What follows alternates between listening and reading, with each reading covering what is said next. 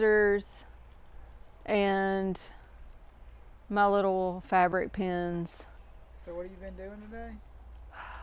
So I came to the end of my rope today with weeds always being over here in this bed underneath these hollies, these Nellie Stevens hollies. And so I started laying landscape fabric down here.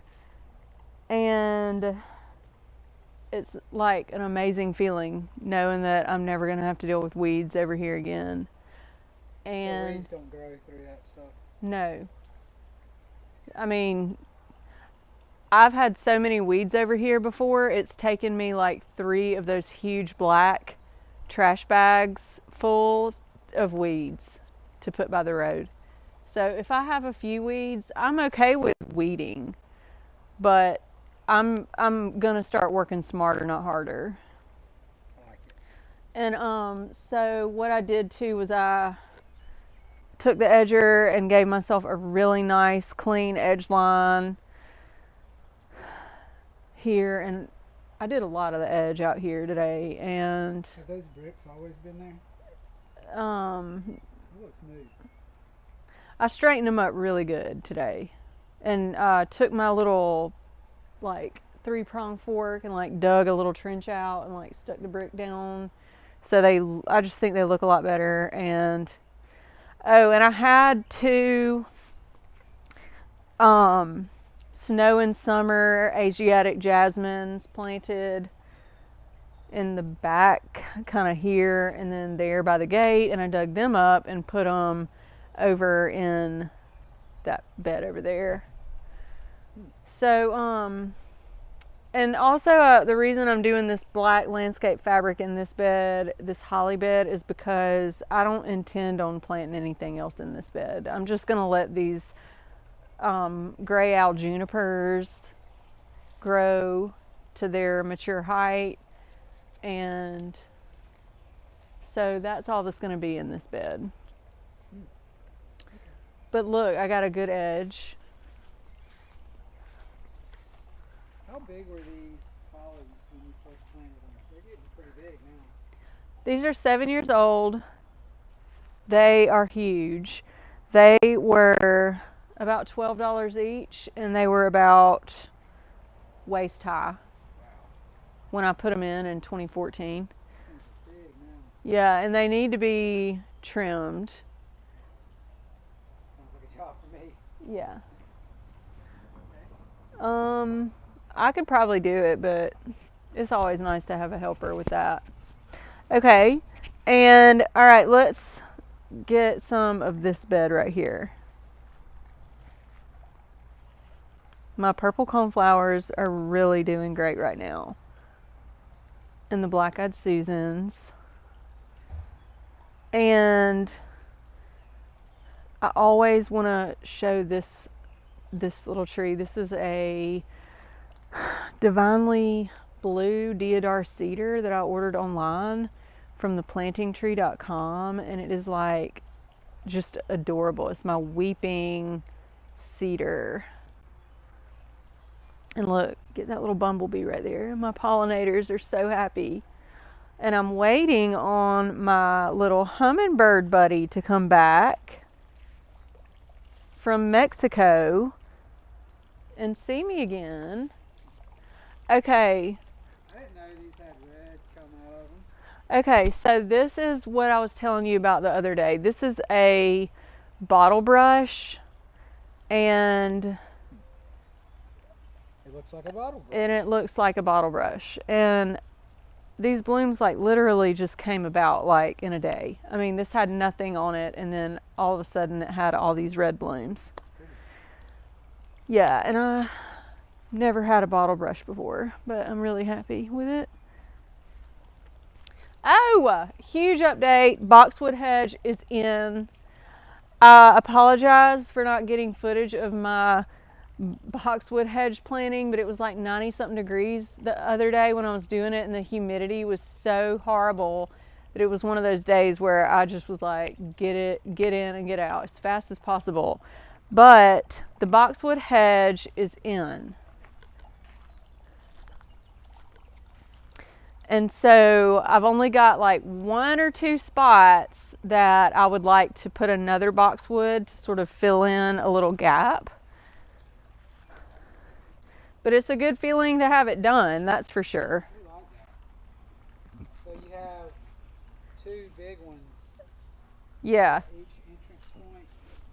There's 4 points in the hedge where I have 2 big round boxwoods.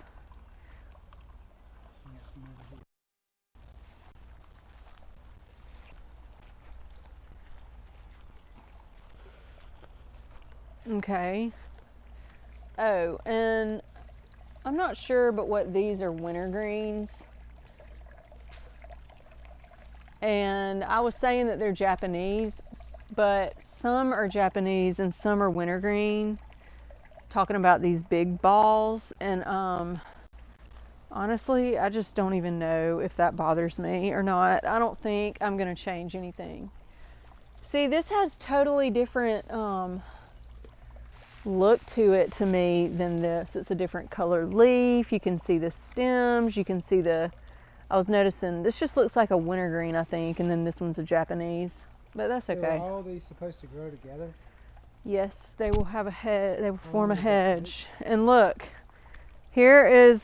Please ignore my unpedicured toes. But look at this. I had 2 big pine stumps, this one and that one, that I had to work around. So, you know, I'm going to try to just like train these little boxwoods to just grow and camouflage the stumps. What's it take, about a year to grow together or something like that? I'm thinking maybe 1 to 2 years. Give or take a year. I'm just it's like I'm so tired today, but I feel like a good tired. Okay, and look over here at my little bubblegum vistas, supertunias. They're doing very good. And I bought 2 new Nandina domesticas that I'm gonna plant. Oh, okay. Something about Nandina domesticas that people should know. You like really can't find these here in the Southeast. I don't know if that's the case everywhere or not, but I think it's because these Nandina domesticas are like the traditional Nandina, and they grow like spread with runners, and so therefore they're like invasive. Well, so they don't sell a whole bunch of them in the South or in the Southeast. But I found 2 of these at Home Depot, and I like them so much I'm putting them in the ground. And that one over there I ordered online, and it's the same. It's an Andina domestica also. And it's just like one of those things that you just have to find out for yourself if it's a mistake or not. My friend was like, don't do that because they spread, but I did it anyway just because I like them so much that I feel like if they spread, that's fine. And I may end up regretting that, but that's okay.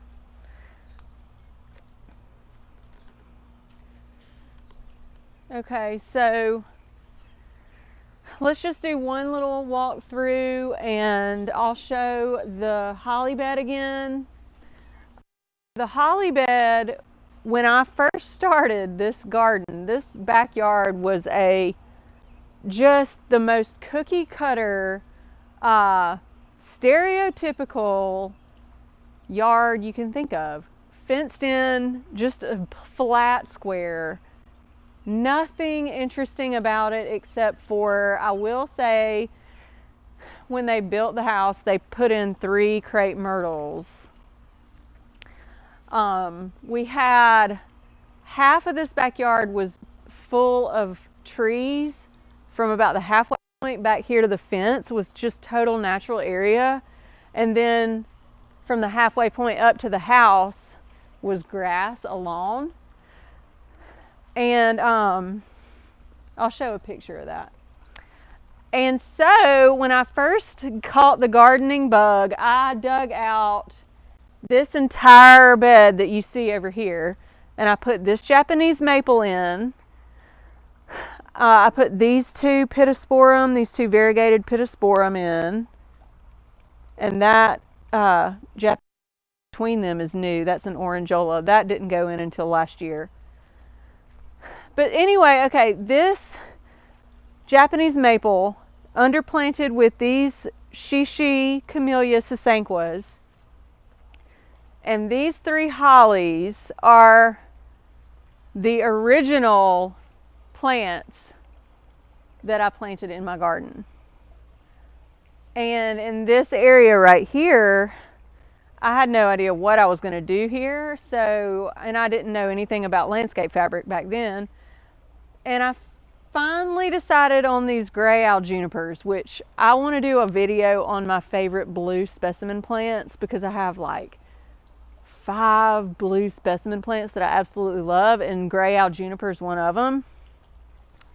But anyway, I came in last summer, and I limbed up these hollies, took off the bottom limbs and treed them a little bit and planted these gray owl junipers underneath. And so my hope is that in the next couple of years, the gray owl junipers will fill out and it'll be just beautiful. I love the foliage, the difference in the color between the holly and the juniper. And I'll kind of continue the line of brick down this way, but we'll just see when I get to that.